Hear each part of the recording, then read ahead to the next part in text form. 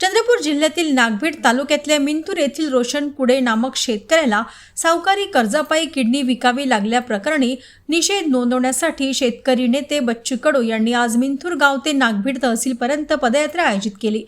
कुडे यांच्या घरून सावित्रीबाई फुले यांच्या प्रतिमेला माल्यार्पण करून 7 किलोमीटरची पदयात्रा प्रारंभ झाली।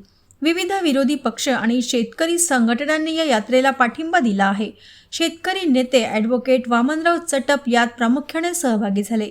बच्चू कडू यांनी राज्य सरकार आणि सरकारच्या प्रमुखांचा निषेध करत हे सरकार संवेदनाहीन असल्याचा आरोप केलाय। सरकारने केवळ कारवाई करू नये, सर्व शक्तीनिशी पुढे यावे असेही कडू म्हणाले।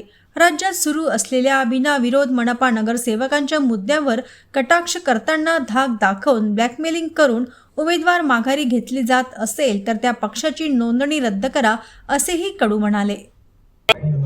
आणि मला एक सांगा का संवेदना म्हणून आम्ही या घटनेकडे पाहतो आहे।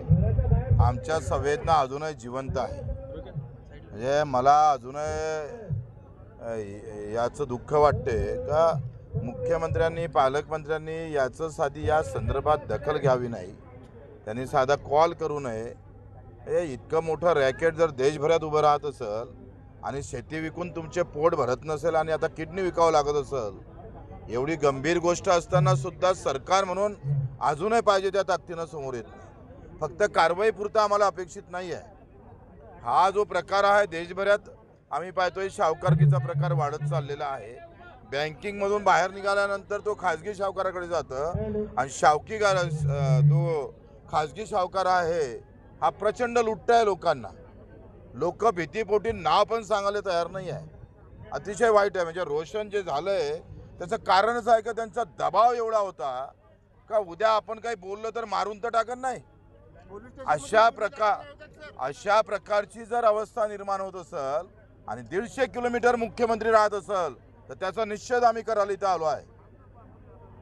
आज आपण पदयात्रा काढत आहे तर आपली मागण्या पूर्ण होणं तर पुढची भूमिका काय राहणार? कसं आहे, आमच्या संवेदना आम्ही या बाबतीत आमच्या संवेदना जागृत आहे हे सांगण्यासाठी मोर्चा आहे।